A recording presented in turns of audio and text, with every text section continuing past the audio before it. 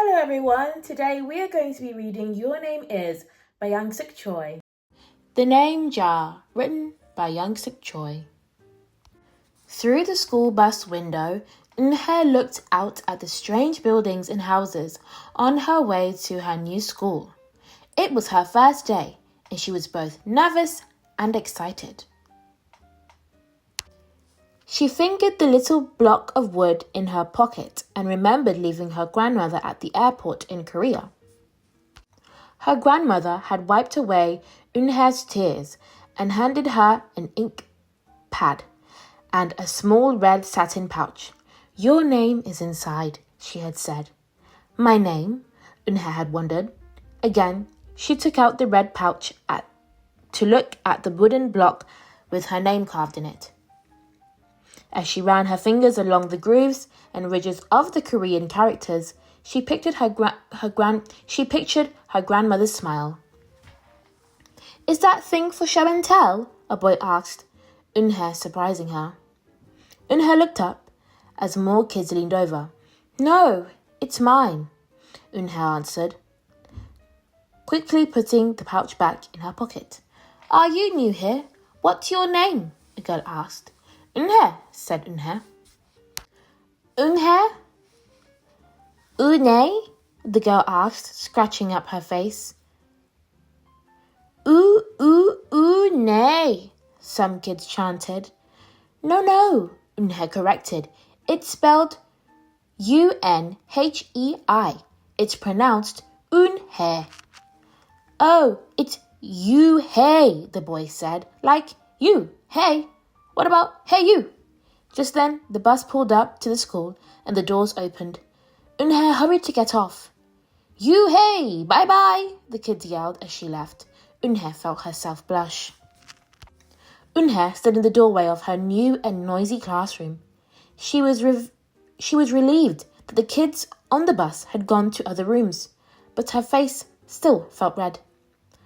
"Aren't you going in?" asked a curly-haired boy with lots of dots on his face. "You're the new girl, right?" he asked cheerfully. Eunhye nodded, and before she could walk away, the boy took her hand and pulled her through the door. "Here's the new girl," he announced so loudly that the teacher, "Here's the new girl," he announced so loudly that the teacher, Mr. Cocotus, almost dropped his glasses. Mr. Cocotus thanked him and greeted Eunhye. "Please welcome our newest student," he said to the class. "She and her family just arrived from Korea last week." Eunhye smiled broadly and tried not to show her nervousness. "What's your name?" someone shouted. Eunhye pictured the kids in the bus. I haven't picked one yet," she told the class, "but I'll let you know by next week." As Mr. Cockatoo showed her to her desk, she felt many round, curious eyes on her.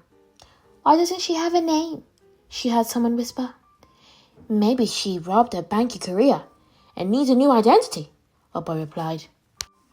On the bus home, nobody teased her, but Eunhye kept thinking about her name. "How was school, Eunhye?" her mother asked when she walked in. "Did you understand the teacher?" Eunhye simply nodded. She unpacked her school bag and set the red pouch by a photograph of her grandma. "I'm glad you are learning English well," her mother said. "You must study hard, behave nicely, and get good grades to show that you're a good Korean." "I will," replied Eunhye. But I think I would like my own American name," she said quickly. Her mother looked at her with a surprise. "Why? Eunhye is a beautiful name. Your grandma and I went to a name master for it." "But it's so hard to pronounce," Eunhye complained. "I don't want to be different from all the American kids." "You are different, Eunhye," her mother said. "That's a good thing." Eunhye just wrinkled her nose. Later that day, Eunhye and her mother went grocery shopping in their new neighborhood. They passed Fadil's Falafel, Tony's Pizzas, and Dot's Deli. A big graffiti-painted garage truck roared like a lion as it took off down the street. Nothing sounded or looked familiar until they got to Kim's Market. The sign was in both English, and Korean. Her mother picked up cabbage to make kimchi, Korean-style spicy pickled cabbage, and other vegetables and meat. She also found some seaweed, Eunhae's favourite, for soup. It made Eunhae smile. Just because we've moved to America, her mother said, doesn't mean we stop eating Korean food. At the checkout counter, a friendly man smiled at Eunhae. Helping your mother with the shopping? He asked. Eunhae nodded. I'm Mr. Kim, he said. And what is your name? Eunhae, she answered. Ah, what a beautiful name, he said. Doesn't it mean grace? Eunhae nodded again. My mother and grandmother went to a name master for it, she told him. A graceful name for a graceful girl, Mr. Kim said, as he put their groceries into bags. Welcome to the neighborhood, Eunhae. That evening, Eunhae stood in front of the bathroom mirror. Hi, my name is Amanda, she said cheerfully. Then she wrinkled her nose. Hi, my name is Zora. Maybe not. Her smile turned down. Nothing sounded right. Nothing felt right.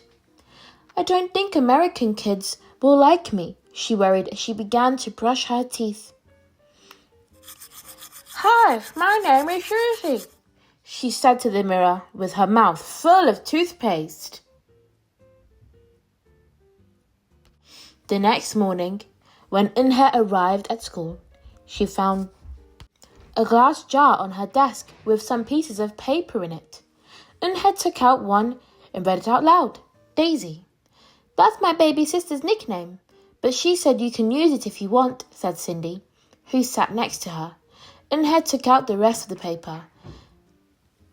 Tamala, she read. I got it from a storybook, said Nate. She was smart and brave. Eunhae nodded and unfolded another piece. Wednesday? Yeah, you came here on a Wednesday, said Ralph. Thank you for your help. A smile spread over Eunhae's face. Ralph quickly said, We'll put more names in and you can pick whatever you like, or pick them all. And you'll have the longest name in history. At 3:00, the bell rang for the end of the school day. Eunhae looked out the window and saw it was sprinkling. It's the same rain, she thought, but in a different place. She watched other kids leaving in groups. Hey, a familiar voice called out to her. Eunhae turned around to see the curly-haired boy again. I'm Joey, he said. And you? Don't you have any name? Eunhae thought for a moment. Well, I can show you, she said, and took out the small red pouch. She pressed the wooden block on the ink pad and then stamped it on a piece of paper. This is my name stamp, she said. My grandma gave it to me. In Korea, I can use it as a signature when I open a bank account or write a letter. And whenever I miss my grandma, I use it to fill a piece of paper. Want to try it? She offered the stamp to Joey, and he carefully inked the stamp and pressed it hard on the paper. The red characters gleamed against the whiteness. Wow, that's beautiful, Joey said. Can I keep the paper? Sure, Eunhae said. And then the two of them shared her umbrella as they walked to the school bus. Every day, the jar got fuller with more names, and Eunhae read them all. She found a few names she liked, Miranda, Stella, Avery. They sounded interesting.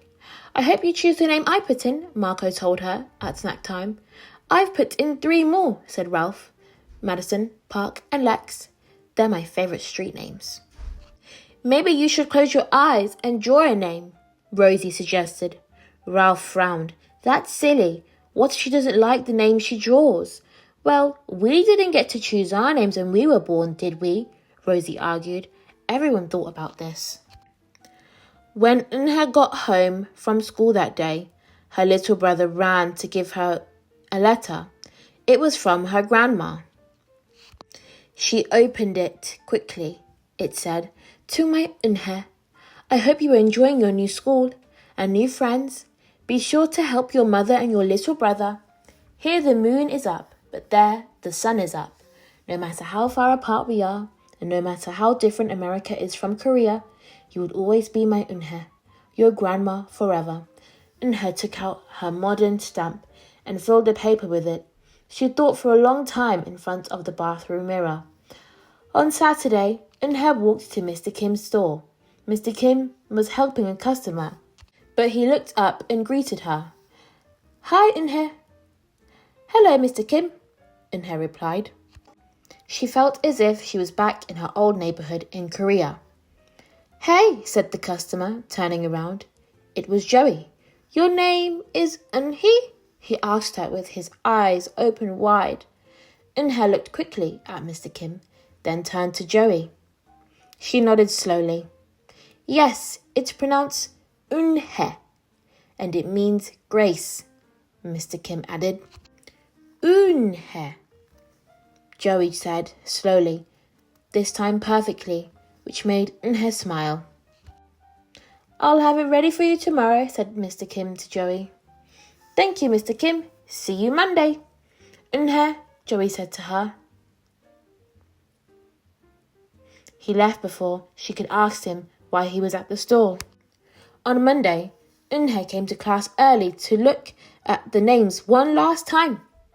But the jar wasn't on her desk. Instead, there was a single piece of paper, a paper with a name on it. Eunhae slipped it in her pocket. "Where's your name jar?" Ralph asked as soon as he saw it was gone. "I don't know," Eunhae said. "It wasn't on Mr. Kokosto's desk or on any other desk. And it wasn't on the counters or any of the shelves."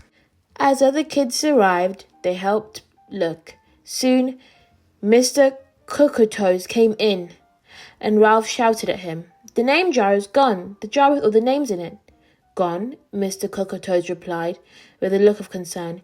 He asked Eunhae, "Did you get a chance to read all the names?" Eunhae nodded. She took a breath. "I'm ready to introduce myself," she said. Eunhae wrote her name in both English and Korean on the chalkboard. "I like the beautiful names, the funny names you thought of for me," she told the class. "But I realized that I liked my name the best.